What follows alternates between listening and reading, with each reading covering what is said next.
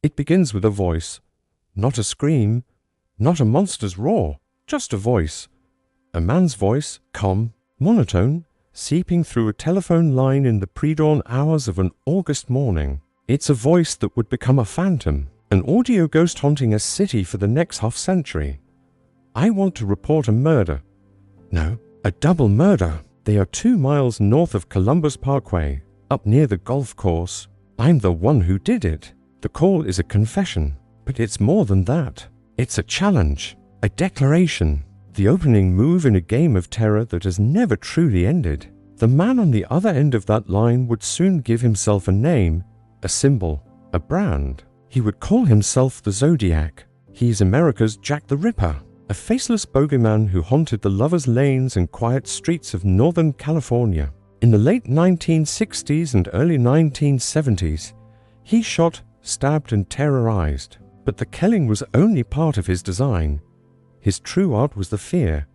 He played a twisted game with the police, the press and the public. Using the United States Postal Service as his weapon of choice, he sent taunting letters, bloody scraps of clothing and bizarre, cryptic ciphers that he claimed held the key to his identity. He claimed at least 37 victims, though police could only confirm 5 dead. Then, as suddenly as he appeared, he vanished. He stopped writing. The phone calls ceased. The murders, at least the ones we could attribute to him, stopped. The Zodiac Killer became a ghost, a question mark that has festered in the American psyche for more than 50 years. The case went cold, but the obsession never died. It was passed down through generations of detectives, journalists, and an army of amateur sleuths working from their basements and laptops, all convinced they could be the one to unmask the phantom. For decades, the story remained the same. The same victims, the same letters, the same prime suspect who was never charged. But what if the story isn't over? What if the ghost is finally beginning to take shape? In the last few years, the silence has been broken. Long unsolved codes have been cracked by an international team of civilians. A controversial group of independent investigators claims to have finally given the killer a name, a face and a history, pointing to a man who lived and died in plain sight. New leads have emerged from as far away as France. The digital age has unearthed connections and possibilities that were invisible to the detectives of the 1960s. This is not the Zodiac story you think you know. We will walk the old, blood-soaked ground of the crime scenes. We will read the killer's own words. But we will also journey to the new frontiers of the investigation. We will explore the stunning breakthrough that solved a 51-year-old mystery. We will examine the controversial new evidence that points to a brand new suspect, and the powerful arguments that seek to debunk it. This is a story of new clues, new science, and new hope in America's most terrifying cold case. This is the hunt for the Zodiac today, and the clues you haven't heard might just change everything. To understand the darkness of the Zodiac, you have to understand the light he sought to extinguish. This was Northern California in the late 1960s. The summer of love was still a fresh memory. It was a time of seismic cultural shifts, of idealism, protest, and a belief in a new, more peaceful way of life. Young people were challenging the old order, growing their hair long, and searching for meaning in a world dominated by the Vietnam War and political assassination. It was the age of Aquarius, but on the quiet, unlit backroads just outside the bustling cities. A different kind of age was dawning. Lake Herman Road, Vallejo, California, December 20th, 1968, just 5 days before Christmas. For high school students David Faraday, 17, and Betty Lou Jensen, 16, this was their first real date. Like countless teenagers before them, they were seeking a little privacy, a quiet place to talk. They parked their Rambler station wagon in a gravel turnout, a well-known local lover's lane. They were just kids at the very beginning of their lives, their future stretching out before them like the dark, open road. They had no idea that they were parked at the edge of a nightmare. Another car pulled up. A man got out. He was methodical, calm. He first shot out the tires of their car, then the windows. David Faraday was shot once in the head as he was getting out of the car, likely trying to protect Betty Lou. She managed to open her door and run. She didn't get far. The killer chased her down, firing his .22 caliber pistol into her back 5 times. The shots were so precisely placed. Police would later describe it as a textbook execution. There was no robbery, no apparent motive. It was just cold, efficient slaughter. The murders of David Faraday and Betty Lou Jensen were brutal, senseless, and terrifying for the small city of Vallejo, but with no witnesses and no leads. The case quickly stalled. For 6 long months, the killer remained silent. The shadow that had fallen over Lake Herman Road seemed to recede. Life went on, summer arrived, and with it, a renewed sense of security. It was a fatal mistake. July 4, 1969. The nation was celebrating its independence. In Vallejo, fireworks lit up the sky. In the parking lot of Blue Rock Springs Park, 22-year-old Darlene Ferrin, a popular local waitress, and 19-year-old Michael Mago sat in her brown Corvair. Just before midnight, another car pulled in behind them, its headlights cutting out, plunging them back into darkness. A few minutes later, it returned, parking alongside them. A man emerged, holding a powerful flashlight that blinded them. He walked calmly to the passenger side door. Michael, assuming he was a police officer, reached for his wallet. This car pulled up behind us, and the guy got out. He had a big flashlight, and I thought, you know, it's a cop. So I'm getting my wallet out, and the guy just starts shooting. He just opened up on us. The man fired a 9mm semi-automatic pistol. He fired 5 times, hitting both Michael and Darlene. Michael was struck in the face, neck, and chest. Darlene was hit multiple times. As the killer turned to walk away, Michael cried out in pain. The man stopped, turned, and walked back to the car. He leaned in and fired 2 more shots into each of them. Then, he got in his car and drove away, calmly into the night. Darlene Ferrin was pronounced dead on arrival at the hospital. Miraculously, despite being shot 4 times, Michael Mago survived. He was alive. He had seen the killer. He could provide a description: a white male, short, heavy-set, not a Negro. It was the first real lead. But the killer wasn't finished with his work that night. The gunshots were just the opening act. The real performance was about to begin. 40 minutes after the attack, the phone rang at the Vallejo Police Department. "I want to report a murder." No, a double murder. They are 2 miles north of Columbus Parkway, up near the golf course. I'm the one who did it. And then the chilling postscript, the detail that would prove he wasn't just a crank caller. "I also killed those kids last year. Goodbye." He had just linked to unsolved murders 6 months apart. He had confessed, and he had hung up, melting back into the anonymity of the night. A killer had found his voice, and soon he would find his name. In the world before the internet and 24-hour cable news, newspapers were king. They were the gatekeepers of information, the battleground where public opinion was forged. 3 weeks after the attack at Blue Rock Springs, on July 31st, 1969, 3 envelopes arrived at the desks of 3 different Northern California newspapers: the San Francisco Chronicle, the San Francisco Examiner, and the Vallejo Times-Herald. There was no return address. Inside each was a letter. The handwriting was crude, almost childlike, a deliberate scrawl in blue felt tip pen. It began, "Dear Editor, I am the killer of the 2 teenagers last Christmas at Lake Herman and the girl on the 4th of July. To prove this, I shall state some facts which only I plus the police know." The author went on to provide details from both crime scenes, the brand of ammunition used, the number of shots fired, the positions of the bodies, details that had not been released to the public. This was him. This was the man on the phone. But the letters contained something far more sinister than a confession. Each contained 1/3 of a bizarre 408-symbol cryptogram, a secret code. And with the cipher came a demand, an ultimatum that would turn the press from reporters into participants in his game. "I want you to print this cipher on the front page of your paper. In this cipher is my identity. If you do not print this cipher by the afternoon of August 169, I will go on a kill rampage night. I will cruise around all weekend killing lone people in the night, then move on to kill again.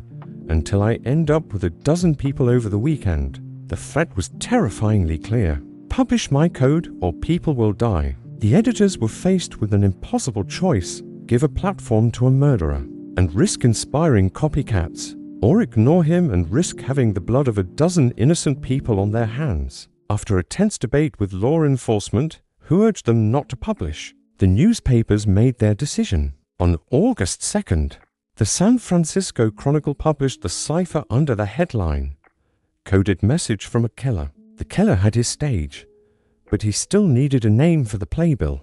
A week later, another letter arrived, this one at the San Francisco Examiner. It was the first time he would sign his work. The letter began with the chillingly casual greeting, "Dear editor, this is the Zodiac speaking." The Zodiac, a name pulled from the stars, a symbol of fate, of a cosmic, uncaring order. He had branded himself. He had created his own myth. He was no longer just a killer. He was a character, a supervillain of his own making. The entire San Francisco Bay Area was now his audience, held captive by his threats and his puzzles. The FBI was called in to help crack the code, employing the nation's best cryptographers. But they wouldn't be the ones to solve it. The breakthrough came not from a government agency, but from a high school history teacher and his wife. Donald and Betty Harden, a couple from Salinas, California, were fascinated by the puzzle they saw in the newspaper. They spent their evenings at their kitchen table. Armed with pencils, paper, and encyclopedias of cryptology, they theorized the killer was arrogant. Likely starting his message with I, they worked on patterns, letter frequencies, and homophonic substitution, where one letter can be represented by multiple symbols. After 20 hours of intense work, they cracked it. The message wasn't the killer's name. It was something far more disturbing. It was his motive, his philosophy. I like killing people because it is so much fun. It is more fun than killing wild game in the forest because man is the most dangerous animal of all. To kill something gives me the most thrilling experience. It is even better than getting your rocks off with a girl. The best part of it is when I die, I will be reborn in paradise. And all the I have killed will become my slaves. I will not give you my name, because you will try to slow down or atop my collecting of slaves for my afterlife. The misspelling of paradise and dangerous animal was either a deliberate trick or a genuine mistake. The message was a window into a profoundly sick and narcissistic mind. He wasn't killing for money or revenge. He was killing for sport, for a thrilling experience, and he believed with chilling certainty that he was collecting slaves for the afterlife. The solution to the cipher was published, and the public finally understood who or what they were dealing with. The Zodiac wasn't just a murderer. He was a self-proclaimed god, curating his own twisted paradise, one victim at a time. And he was just getting started. By September 1969, the fear of the Zodiac had spread across the Bay Area. But fear can only be sustained for so long. Life has a way of returning to normal. On September 27th, college students Brian Hartnell and Cecilia Shepard decided to escape the city and spend a relaxing afternoon by the placid waters of Lake Berryessa. It was a perfect, sunny day. They spread a blanket on a small, secluded peninsula and talked for hours about their plans for the future. In the late afternoon, they noticed a man watching them from the trees. He was acting strangely, ducking behind a tree every time they looked his way. A sense of unease settled over them. The man eventually emerged and began walking toward them. What happened next would become the single most bizarre and terrifying attack in the history of American true crime. The man wasn't just carrying a weapon. He was wearing a costume. He wore a black, executioner-style hood that covered his entire head, with dark sunglasses clipped over the eye holes. On his chest, he had a bib-like garment with the Zodiac's crossed circle symbol stenciled on it in white. He was holding a large, semi-automatic pistol. He approached them not with rage or panic, but with an unnerving, theatrical calm. Brian Hartnell, who miraculously survived the attack, would later describe the encounter in stunning detail. He said, "I'm going to have to tie you up." And I said, "Well, what for?" And he said, "Because I'm an escaped convict from a prison in Montana. I'm wanted for murder, and I've got to have your car and your money to go to Mexico. It all sounded very logical, other than the fact he had this weird costume on. The story was a lie, a script designed to ensure their compliance. He ordered Cecilia to tie up Brian with pre-cut lengths of plastic clothesline he provided. He then tied her up. They were helpless. Brian, trying to build a rapport, asked him if the gun was even loaded. He just took the clip out of the pistol and showed me the copper-jacketed bullets in it. Then he put it back in and just sort of clicked it. And at that point, any doubts I had about the seriousness of the situation were pretty well erased. The man put his gun away. Brian and Cecilia felt a moment of relief, thinking they would only be robbed. Then, he pulled out a long, double-edged knife, the blade glinting in the afternoon sun. The script was over. The real reason he was there was about to be revealed. He stabbed Brian 6 times in the back. He then turned to Cecilia and stabbed her 10 times as she fought for her life. After the frenzied attack, the killer's calm returned. He walked slowly back up the hill. Before he left, he had one last piece of stage business to attend to. He walked over to Brian Hartnell's Carmen gear and, using a black felt tip pen, he drew a large crossed circle on the car door, and underneath it, he left a message, a scorecard of his reign of terror. It listed the dates of the first 2 attacks, Vallejo, December 20th, 68, the 4th of July, 69, and then a new entry, Sept 27 to 69, 6:30 by knife. He had documented his work, ensuring the world knew this was not a random act of violence. This was the work of the Zodiac. An hour later, a call came into the Napa County Sheriff's Office. The voice was the same calm, monotone presence from the Vallejo call. "I want to report a murder, no, a double murder. They are at Lake Berryessa Park. I'm the one who did it." Cecilia Shepard fought for 2 days in the hospital before succumbing to her wounds. Brian Hartnell, against all odds, survived to tell his story, providing investigators with a priceless, terrifying portrait of the killer's methods and mindset. The Zodiac was evolving. He was no longer content to strike in the dark. He was now a performer, creating a spectacle of horror in broad daylight. And his audacity was about to reach its peak in the heart of one of America's most elegant cities. 2 weeks after the horror at Lake Berryessa, the Zodiac brought his terror to the city itself. Paul Stein, a 29-year-old cab driver, a husband and father, picked up a fare at Mason and Geary Street, heading for Presidio Heights. It was his last fare. At the corner of Washington and Cherry, the passenger shot Stein once in the back of the head with a 9mm pistol, the same caliber used at Blue Rock Springs. The killer then took Stein's wallet and car keys, and in a move that would become a crucial clue, he tore off a large piece from the back of Stein's bloody shirt. But this time, the killer made a mistake. His crime had been witnessed.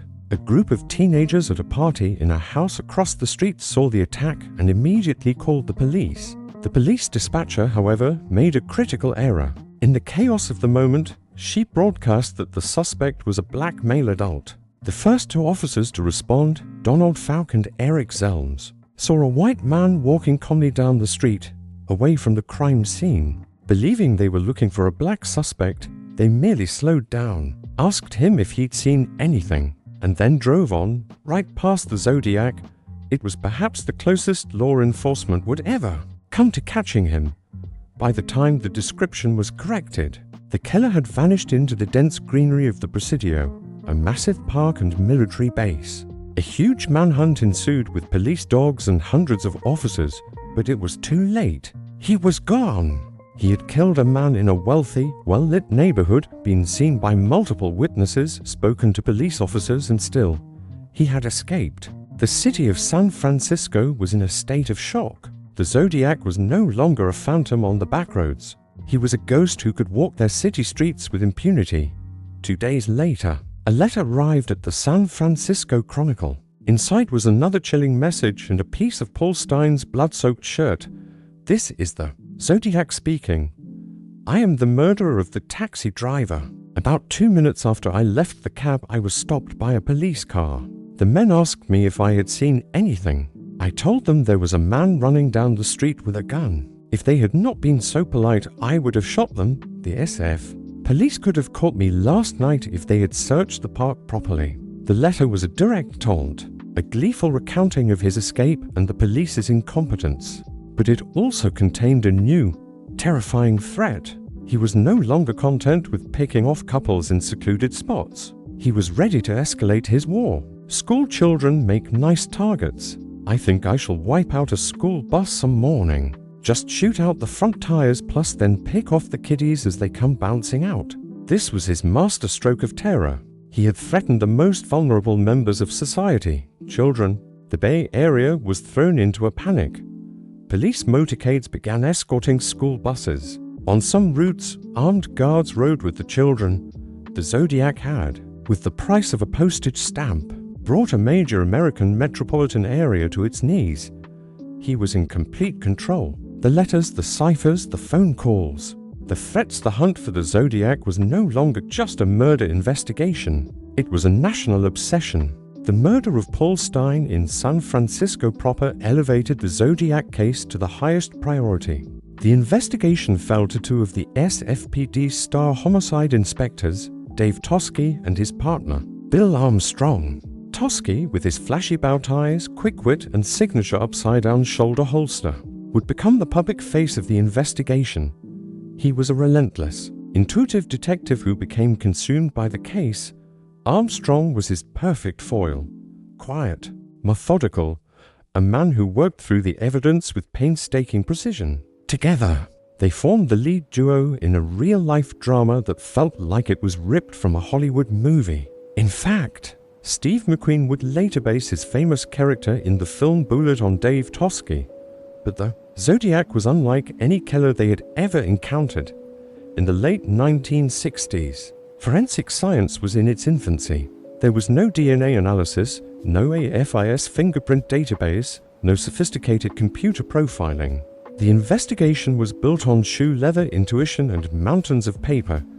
And the Zodiac, a killer who craved attention, was paradoxically leaving them very little to work with. He left shell casings, but they couldn't be traced to a specific person unless they found the murder weapon. He left letters which gave them handwriting samples, but those could only be used for comparison if they had a suspect. The Paul Stine murder did yield one of the most promising pieces of evidence in the entire case, to partial fingerprints lifted from the cab. They were believed to be the killers, but a fingerprint is useless without a matching one on file. The biggest challenge for Toschi and Armstrong wasn't a lack of information, but an overwhelming flood of it. After the school bus threat, tips poured in from all over the country. Every disgruntled employee, every strange neighbor, every oddball relative became a potential Zodiac. The inspectors and their team worked around the clock, chasing down thousands of dead-end leads, interviewing anyone who even remotely matched the vague descriptions. They were drowning in a sea of noise, all while the Zodiac himself sat back and watched, seemingly enjoying the chaos he had created. The Zodiac continued his campaign of psychological warfare through the mail. His letters became more bizarre, more frequent. He sent a greeting card to the Chronicle reporter who was covering the case most intensely, Paul Avery. The card depicted skeletons and contained the threat: "From your secret pal, Peekaboo, you are doomed." He sent diagrams of a strange machine he called a death machine, a bomb he claimed to have built to blow up a school bus.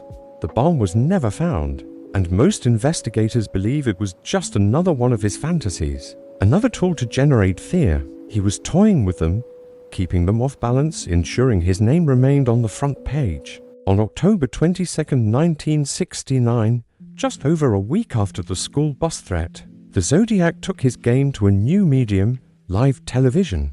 During a broadcast of the KGO TV morning show, the station received a phone call. The caller claimed to be the Zodiac and demanded to speak with a prominent attorney.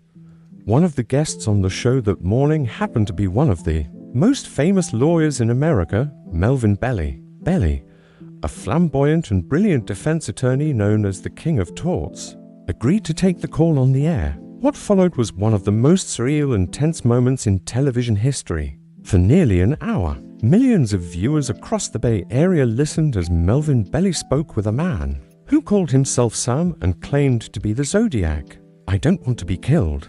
I'm sick. I have these headaches. They're splitting headaches. When I get them, I can't control myself.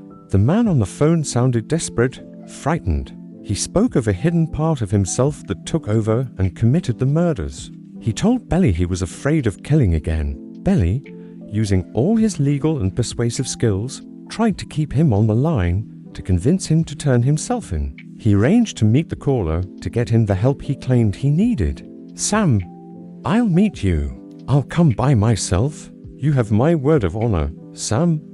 I will not let them take you. I will go with you to get help." The meeting was set. Belly waited, but Sam never showed up.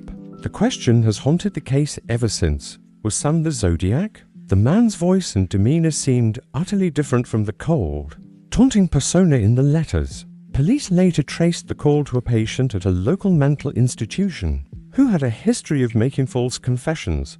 Most investigators, including Dave Toschi, came to believe the Sam call was a hoax, a cruel prank by a deeply disturbed individual. But some still wonder if, for a brief moment, the Zodiac dropped his mask, revealing the frightened, sick man underneath. We may never know, but the Zodiac himself would later write a letter mocking the incident, re-establishing his control and proving that whether Sam was him or not, the terrifying, godlike Zodiac persona was the only one he wanted the world to see. While the police chased ghosts on the streets and on the airwaves, another, more silent battle was being waged. A battle of wits against the Zodiac's most enduring creations, his ciphers. The first, the cipher 08, had been solved quickly, revealing the killer's chilling motive. But the Zodiac wasn't done playing cryptographer. On November 8, 1969, he sent what would become his masterpiece of frustration, a 340-character cipher that was vastly more complex than the first. It would become known as the Z340 for decades. This jumble of symbols was the holy grail for Zodiac researchers, the world's top codebreakers. From the FBI and the NSA to a global community of amateur sleuths, threw themselves at the Z340. They tried every known cryptographic technique. They looked for patterns, anagrams, hidden messages. Nothing worked. The cipher remained stubbornly silent, a 340-character monument to the killer's intellect and his final, unsolved riddle.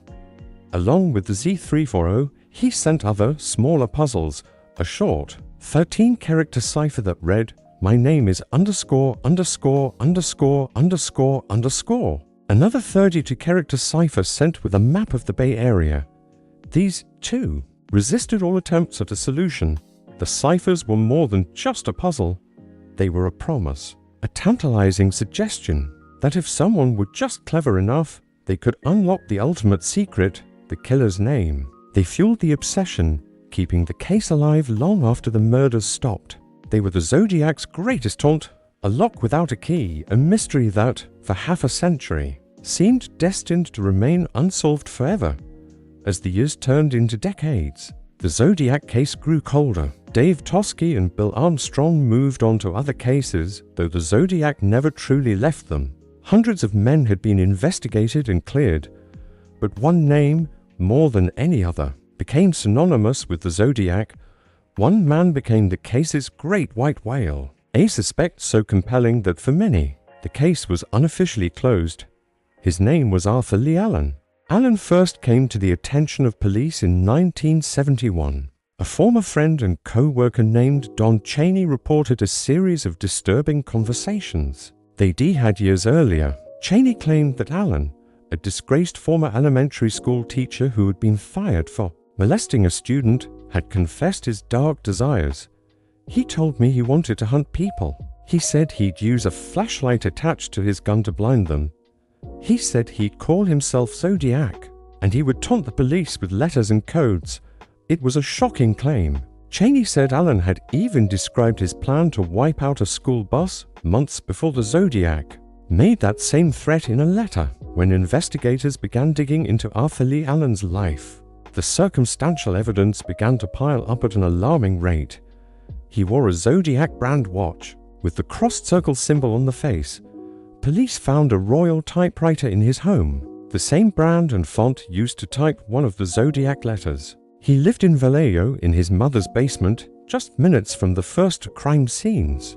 He was a known outdoorsman and was familiar with the remote Lake Berryessa area.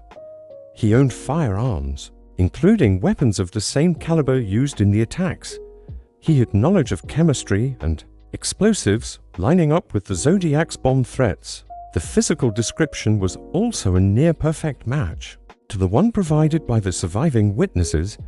He was heavy-set with a large round face. When police interviewed him, he gave a flimsy alibi for the night of the Lake Berryessa attack, claiming he'd been scuba diving alone at a nearby cove.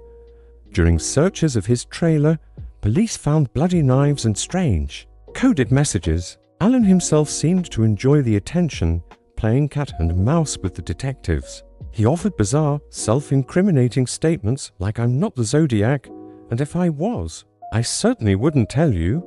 He failed multiple polygraph tests. For Robert Graysmith, a political cartoonist at the San Francisco Chronicle who became obsessed with the case and wrote the definitive book on the subject, Allen was the man. Graysmith's investigation, which formed the basis for the 2007 David Fincher film Zodiac, painted a deeply convincing portrait of Allen as the killer. For the public and for many in law enforcement, the case was solved. They just couldn't prove it in a court of law.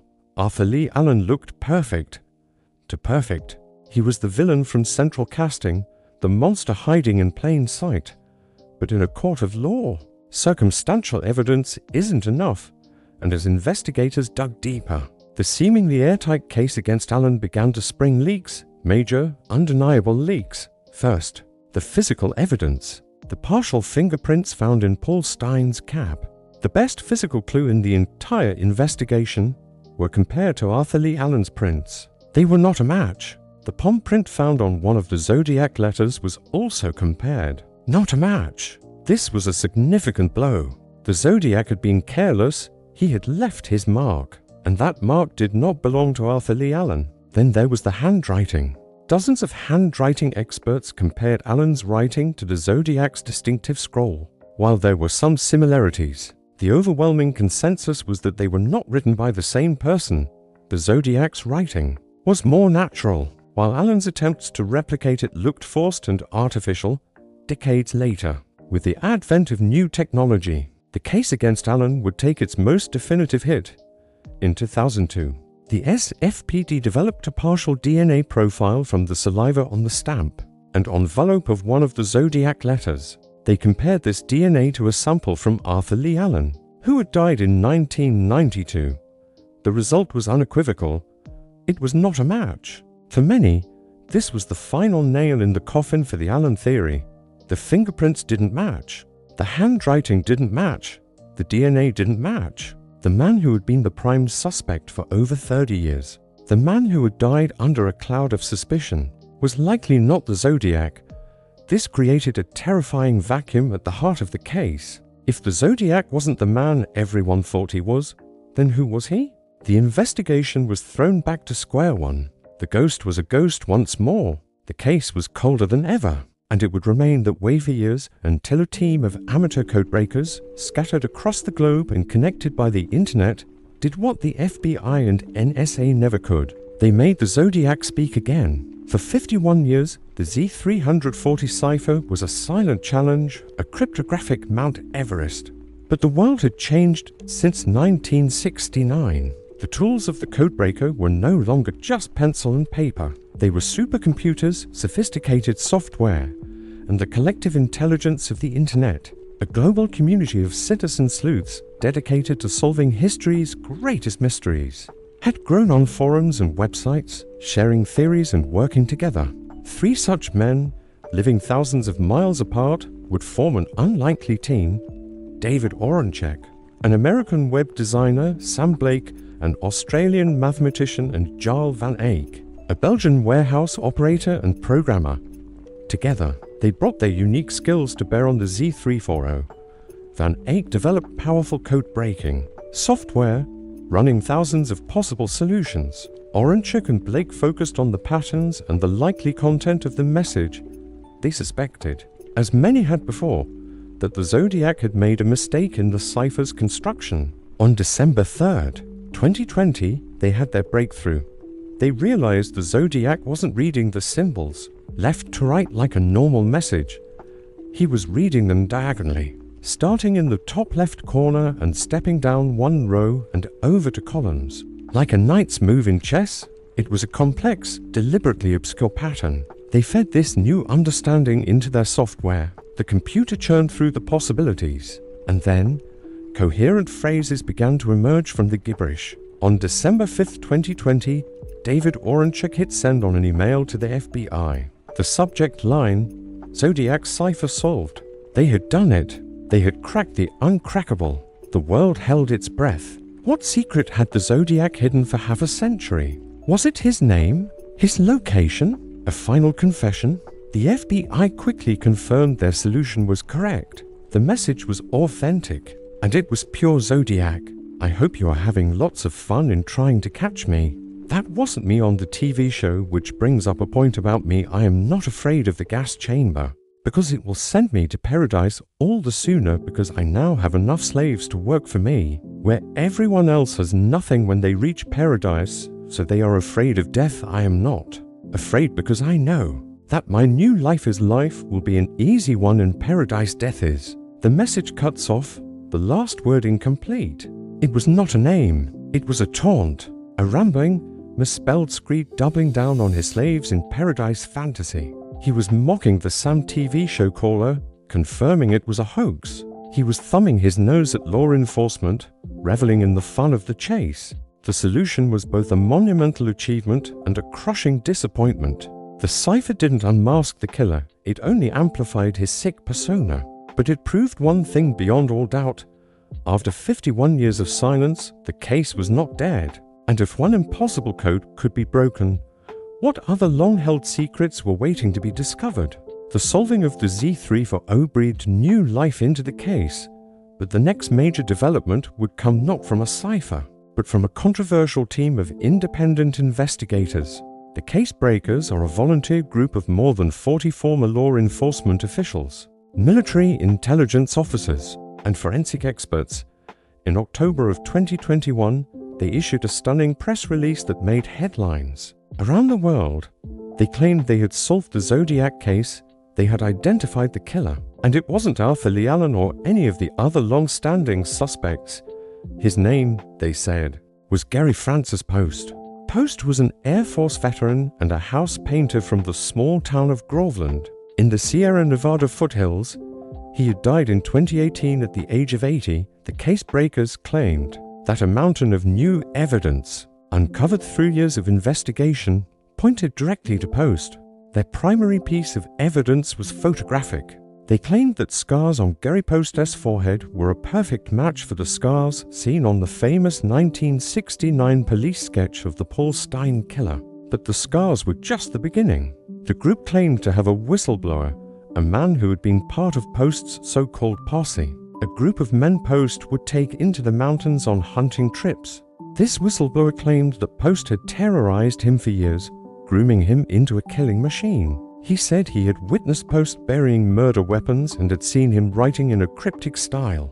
Another woman who had lived next door to Post claimed he and his wife had babysat her as a child, and that he had been abusive and taught her how to use a gun. The most explosive claim from the Case Breakers involved the ciphers. They argued that the Zodiac's real name had been hidden all along, not as a complex decryption, but as a simple anagram. By removing the letters of Gary Francis Post's full name from the Z340 cipher, they claimed a new, hidden message was revealed. It was a convoluted theory, and one that professional cryptographers immediately questioned. The Case Breakers also linked Post to another murder, that of Sherry Jo Bates, a college student killed in Riverside, California in 1966. 2 years before the first confirmed Zodiac attack, the Zodiac had hinted at being responsible for crimes outside the Bay Area, and for years, investigators had suspected a link to the Bates case. The Case Breakers claimed Post was stationed at a nearby Air Force base at the time, and was being treated at a hospital just 15 minutes from the crime scene for a non-work-related gun injury.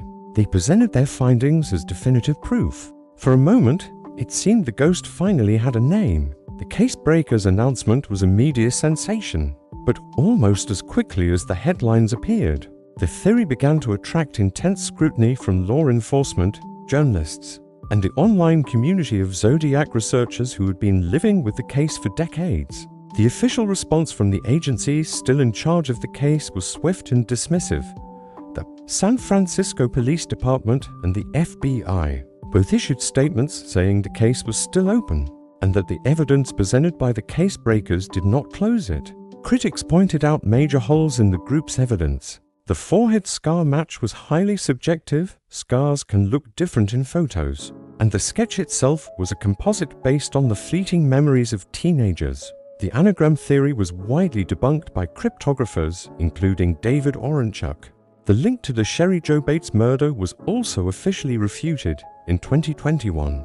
Investigators had used DNA evidence from the Bates crime scene to definitively rule out the Zodiac and identify a different, unnamed suspect. The case breakers were linking their man to a murder he couldn't have committed. Tom Voigt, who runs the definitive website Zodiac Killer, and has been investigating the case for over 25 years, was particularly scathing in his criticism.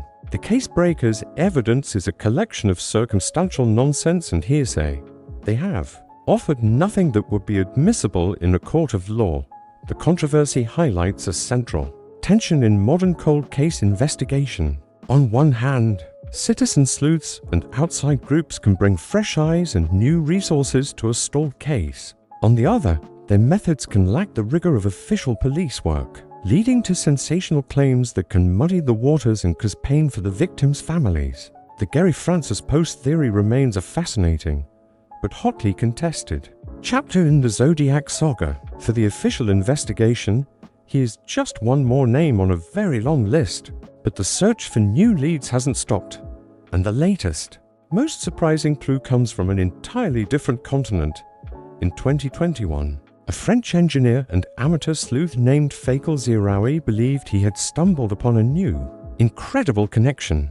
He was working on a famously cryptic Zodiac communication known as the 13-hole postcard, sent to the Chronicle in 1971. The postcard contained a strange collage and a short message. Fakel noticed that the return address on the postcard, when overlaid on a map of Paris, pointed directly to a specific location.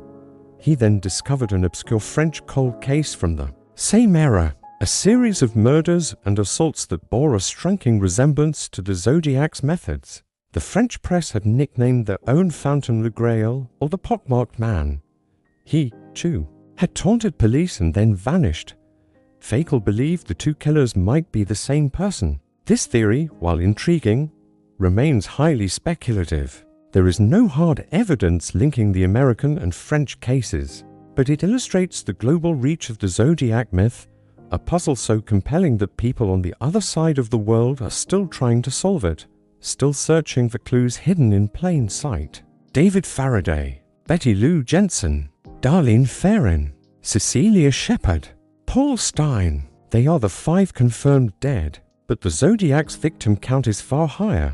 He claimed 37, but his true legacy is the millions he held captive with fear. And in the end, he may have gotten exactly what he wanted. He was never caught. He was never unmasked. He achieved a kind of dark immortality that few criminals ever have. He became a permanent part of our culture, a modern-day bogeyman, a puzzle box with no solution. The Zodiac's greatest creation was not his ciphers or his body count. It was his own myth. He understood, perhaps better than any killer before or since, the power of the media. He turned his crimes into a running serial drama with himself as the mysterious, all-powerful narrator.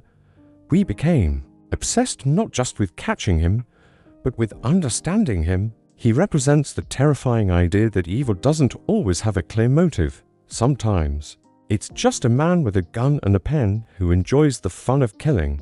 The internet, a tool that has helped solve so many other cold cases, has only magnified the Zodiac's legend. It has created a permanent, global headquarters for the investigation, where every clue is endlessly dissected and every theory, no matter how wild, can find an audience. The case is a labyrinth with 1,000 corridors and it's easy to get lost. that the search continues, driven by a simple, fundamental need for answers, for justice for the young lives that were cut short on those dark California nights. So, where does this leave us? The DNA has cleared the prime suspect. The great unsolved cipher has been cracked, only to reveal more taunts. A new, high-profile suspect has been named, but the theory is riddled with questions. The ghost remains a ghost. The Zodiac case is a testament to the limits of investigation, a story where the questions are always more powerful than the answers. Is the answer still out there? Perhaps it lies in the DNA on a stamp, waiting for a familial match in a genealogy database. The same technique that caught the Golden State Killer. Perhaps it's hidden in one of these last, unsolved codes, a final key to his identity. Or perhaps the most crucial clue is one we've all seen, but never understood. A detail in a letter, a mark on a map, a word in a cipher that has been misinterpreted for 50 years.